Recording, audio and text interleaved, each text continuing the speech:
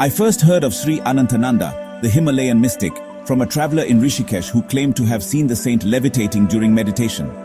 At the time, I was only a seeker, restlessly wandering from ashram to ashram in search of truth, yet finding only rituals and repetition. My name is Aryan Desai.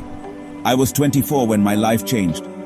The turning point came one early morning, when the Ganges was still cloaked in mist, and the air was thick with silence. I met Swami Mahadev, an aging sadhu with silver hair and unblinking eyes. His presence was so still it was as if time hesitated around him. "You have knowledge," I said boldly, "but I seek experience." He smiled faintly. "And for that you require a flame, not merely a lamp. You must meet my guru." He sent me north to the Himalayan foothills, where I eventually found Sri Anantananda, seated beneath a cedar tree, his eyes closed, posture erect, not a ripple of breath stirring his chest. I waited for hours. Not once did he move, and yet I felt as though 1,000 unspoken truths were whispering through the air. When his eyes opened, they were gentle but piercing. "You have come," he said.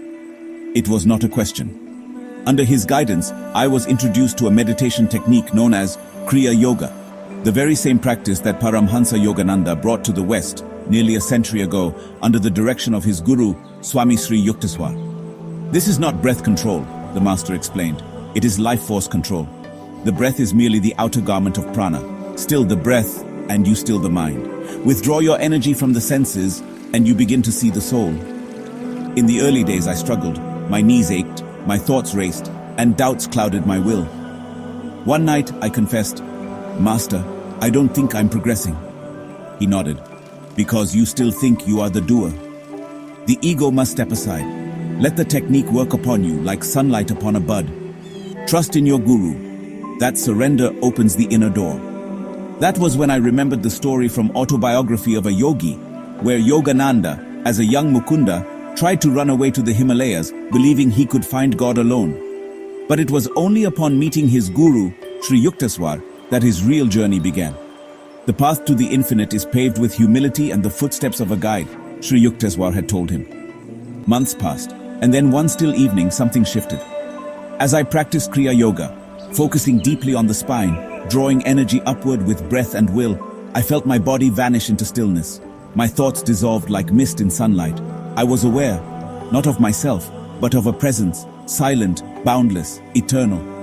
Tears streamed down, though I was unaware of them. It was not emotion, it was recognition. When I opened my eyes, Sri Anantananda was already gazing at me. He said simply, "You touch the self." That moment became the cornerstone of my inner life.